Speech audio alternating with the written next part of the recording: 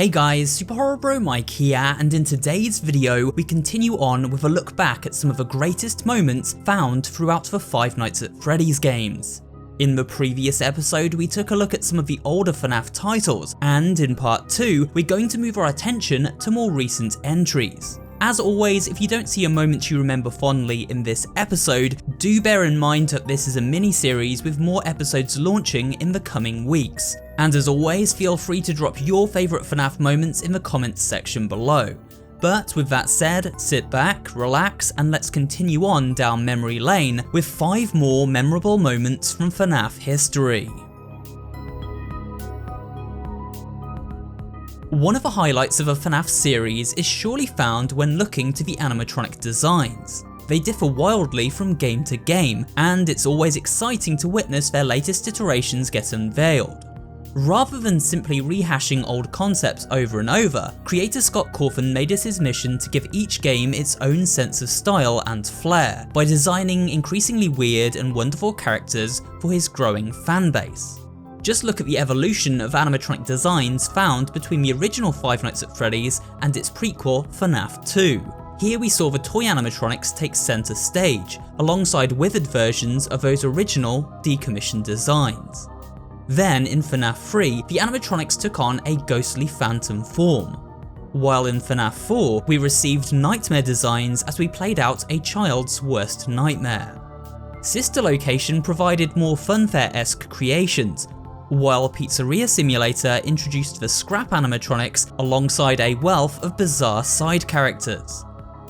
Help Wanted, while mostly using existing models, also introduced us to a few new Halloween-themed designs in the DLC expansion Curse of Dreadbear. And finally, Security Breach gave us the now iconic Glamrock animatronics. I would be remiss not to mention the AR spin-off game FNAF Special Delivery, where characters became increasingly over-designed and somewhat ridiculous, but still managed to capture that sense of fun and creep factor the series is known for. So to summarise, FNAF's best moments are often found in its reveals, and there are few better or more anticipated than that of the animatronics themselves. As fantastic as the animatronic designs are, until the advent of more recent 3D titles, they were always confined to pre-rendered models in point-and-click games with canned animations. This meant that, outside of the model viewer gallery, players were very restricted in how they could view each monster in-game. This all changed with the release of FNAF Help Wanted from developer Steelwall Studios. Help Wanted was a virtual reality themed horror game, which, for the first time, allowed players to don VR headgear and be transported inside Cawthon's terrifying universe like never before. In VR we were able to get up close and personal with a slew of characters from series history, even repairing them in one of the game's best minigames, Parts and Service. Each animatronic had been carefully remodeled in full 3D, alongside many of the series' key locations. Experiencing this extra level of immersion remains one of FNAF's best moments, as it was the first time, perhaps since the original FNAF, that gameplay and scare factor were radically altered.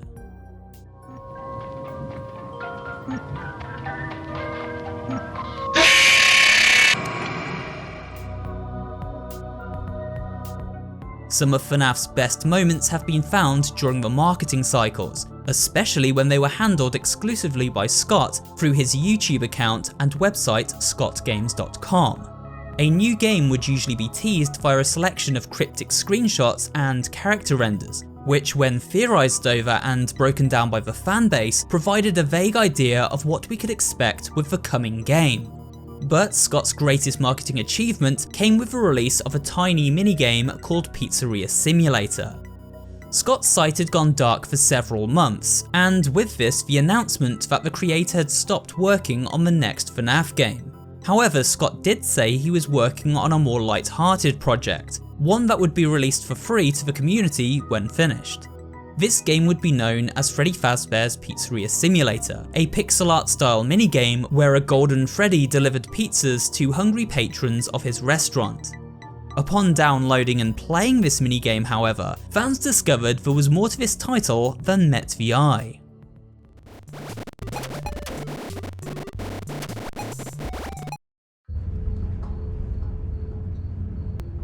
Begin tape. Leaving dead space. 3, 2, 1. The purpose of this tape is to test automated response times and reactions from vintage interactive attractions following audio stimuli. Pizzeria Simulator was in fact a full-fledged Five Nights at Freddy's title, FNAF 6. Completely free to download, this new entry in the series was an instant hit and featured several iconic moments, which we're sure to cover as this mini-series continues. Perhaps Scott's greatest troll, but a welcome one, and surely one of the biggest surprises to occur on the indie horror gaming scene. Back in 2017, this one literally rocked the fanbase. Music Man has been a popular side character since his introduction in FNAF 6. A creepy spider-like antagonist clashing a pair of cymbals, Music Man has both delighted and terrified audiences in equal measure. His popularity came to the fore after the release of the 8th mainline FNAF game, Security Breach. Here Music Man appeared in two separate guises, a miniature version which chased players through a claustrophobic vent system, and a gigantic DJ rendition, who lurked upstairs in the darkness of the Fazcade.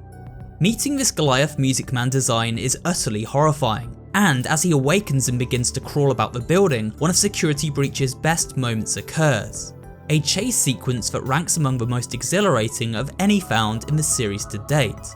After turning on the power, a techno soundtrack kicks in, and the previously dormant DJ awakens. Now players must navigate the Fazcade, flipping switches to power up the security booth on the top floor. With each switch flipped, the music intensifies and DJ Music Man becomes more aggressive in his surge.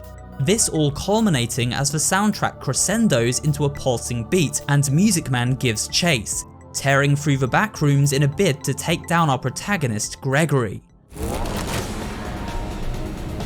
Well done. The arcade has successfully rebooted. Return to the security office.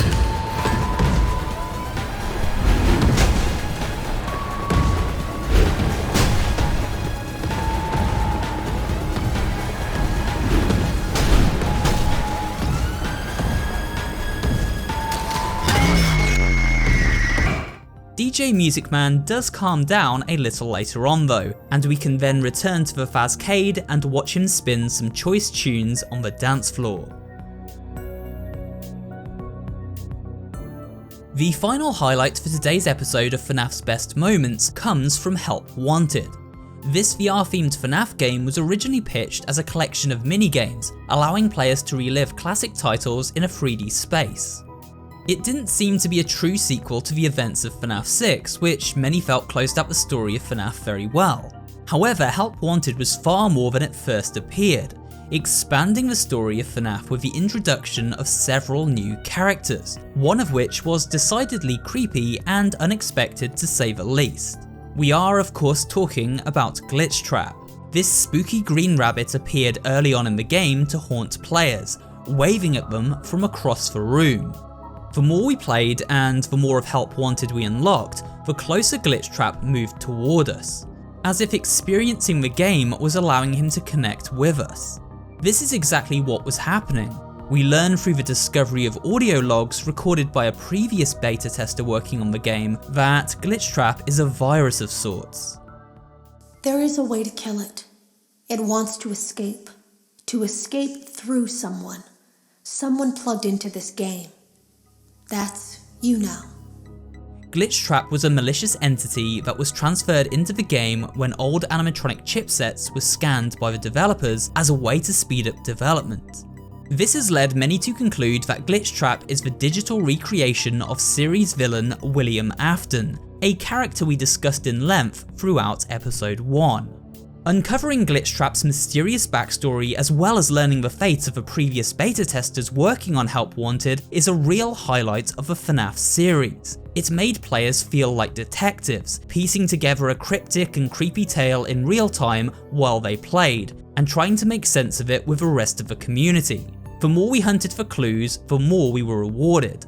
This all leading to a final showdown with Glitchtrap where he imprisons the protagonist within the confines of this virtual world.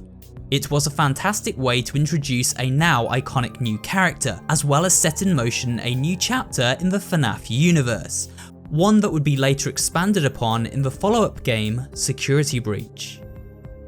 And with that, we come to the end of episode 2 of Five Nights at Freddy's Best Moments. Stay tuned, as in part 3 we will continue this nostalgic recap with some more iconic and defining FNAF memories. I hope you found this video both entertaining and informative, and if you did, remember to leave a like, comment down below, and of course subscribe for more horror related content.